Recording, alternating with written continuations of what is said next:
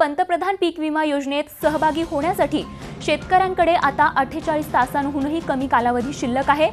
पीक विमा अर्ज ऑनलाईन भरायचा असून त्यासाठी 31 जुलै ही शेवटची मुदत आहे। त्यातच पीक विमा भरता यावा यासाठी रविवारी ही बँका सुरू आहेत। राज्यातील विविध भागात पीक विमा अर्ज भरण्यासाठी शेतकऱ्यांनी पहाटे 5 वाजल्यापासून रांगा लावल्यात। या रांगा वाढतच चालल्या असल्याचं चित्र सध्या बघायला मिळतंय।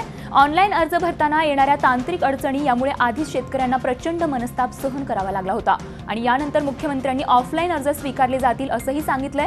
मात्र असं असलं तरी बँकांबाहेर अर्ज भरण्यासाठी शेतकऱ्यांच्या रांगा लागलेल्या आहेत। शनिवारी नांदेडच्या भोकरमध्ये एका शेतकऱ्याचा रांगेत उभं राहून मृत्यू झाल्याची ही दुर्दैवी घटना घडली होती। तर आता मुदत संपण्यासाठी शेवटचे काहीच तास शिल्लक राहिले असताना बहुतांश शेतकरी पीक विम्यापासून वंचित आहेत। त्यामुळे पीक विमा भरण्यासाठीची मुदत सरकारनं वाढवावी आणि त्यासाठी राज्य सरकारनं केंद्राकडे विनंती करावी अशी मागणी या सर्व शेतकऱ्यांकडून करण्यात येते।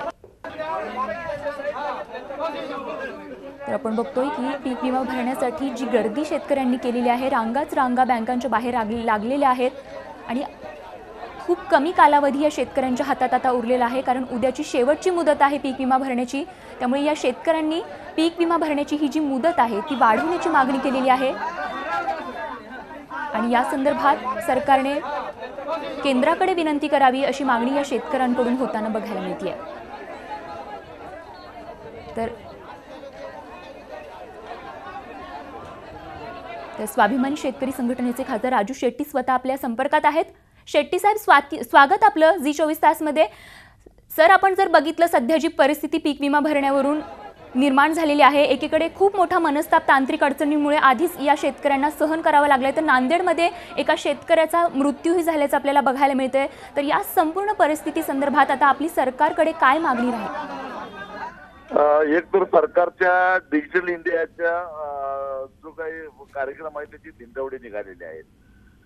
कारण एका बाजूला मन की बात मधून म्हणा किंवा अन्य मार्गाने केंद्र सरकार सातत्यानं डिजिटल इंडियाचा ढोल बडवत आहे, परंतु सर्व्हर कधीच चालू नसतो, सर्व्हर डाऊन होतो, लोकांना ऑनलाईन भरता येत नाही, त्याचं ज्ञान नाही, ऑफलाईनची व्यवस्था लवकर होत नाही आणि अशा परिस्थितीमध्ये आता उद्या पीक विम्याची अंतिम मुदत संपते आहे म्हणून शेतकऱ्यांची मोठी गैरसोय कुचंबना होते। त्यातूनच या सगळ्या घटना घडल्यात।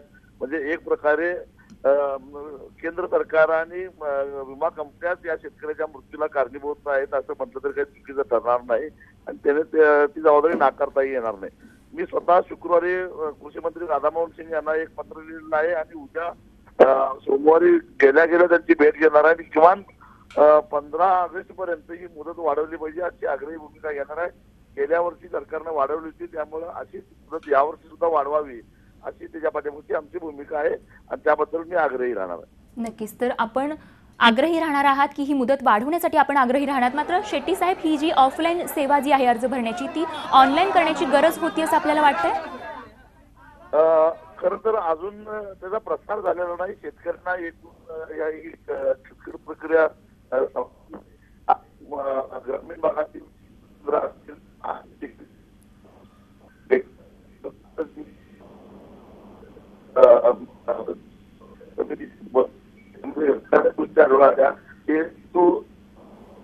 अक्षरशः लुटलं जातं, त्यांना फसवलं जातं।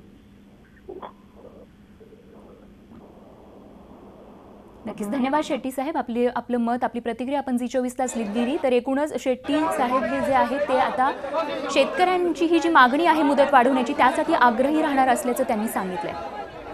तर या क्षणाची एक महत्त्वाची आपण बातमी बघतोय। अवघा 1 दिवस या शेतकऱ्यांच्या हातात आता उरलेला आहे पीक विमा भरण्यासाठी आणि त्यासाठी शेतकऱ्यांनी बँकेच्या बाहेर मोठी गर्दी केल्याचं चित्र सध्या बघायला मिळतंय। त्यामुळे उद्या शेवटची तारीख आहे शेतकऱ्यांना पीक विमा भरण्यासाठी। त्यामुळे सर्व शेतकऱ्यांनी सरकारने केंद्राकडे विनंती करावी ही मुदत वाढवण्यासाठी अशी मागणी केली आहे आणि यासाठी स्वाभिमानी शेतकरी संघटनेचे खासदार राजू शेट्टीही आपण स्वतः या संदर्भात आग्रही असण्याचं त्यांनी सांगितलंय।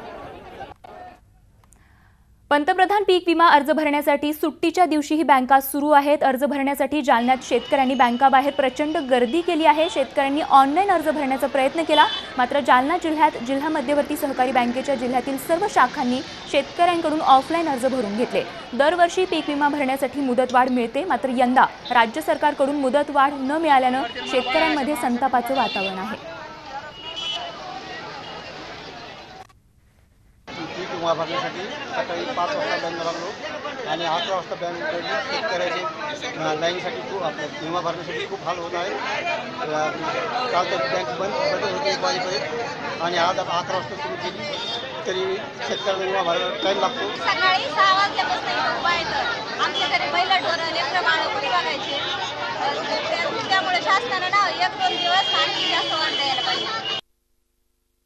पीक विमा भरण्यासाठी परभणीतही शेतकऱ्यांनी मोठी गर्दी केली आहे। पीक विमा भरला जात नसल्याने बोरी, पालम, गंगाखेड आणि पूर्णा इथे शेतकऱ्यांनी रास्ता रोको आंदोलन केलं। मानवत, पाथरी इथं शेतकऱ्यांना आंदोलन करत तोडफोडही केली आहे, तर अर्ज भरण्याची मुदत वाढवावी अशी मागणी हे शेतकरी करत आहेत।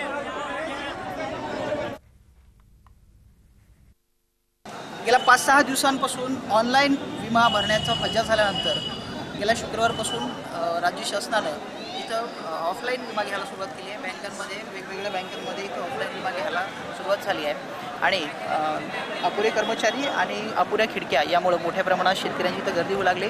आतापर्यंत फक्त जिल्ह्यात 40% एवढाच विमा भरला गेला आहे आणि 60% शेतकरी बाकी आहेत। रिझर्व्ह बँकेने दिलेल्या निर्देशानंतर आज रविवार असताना सुद्धा बँका सुरू आहेत आणि विमा भरण्याचंच काम इथे सुरू आहे। पण असं असताना सुद्धा 2 दिवसात 60% काम आटोपणं शक्य आहे का, ह्या सगळ्या गोष्टी बघणं आता खऱ्या अर्थानं पाहणं गरजेचं आहे। दुसरीकडे इथं विमा भरण्यासाठी काही हे जे शेतकरी आहेत ज्यांच्यावर बोजा वगैरे चढला आहे त्या शेतकऱ्यांचा सुद्धा विमा भरला गेला नाही कुठल्या कारणाने।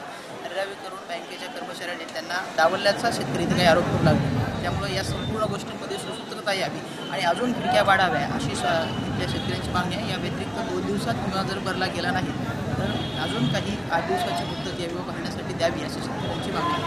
म्हणून संपूर्ण जिल्ह्याभरातली परिस्थिती पाहता संपूर्ण बँकांमध्ये मोठमोठ्या विमा भरण्यासाठी शेतकऱ्यांच्या लागल्या 4-4, 5-5 दिवसांपासून शेतकरी जे आहेत तिथं ताटकळत आहेत। त्यामुळं आता इथं तारीख वाढवून देण्याची मागणी होऊ लागली।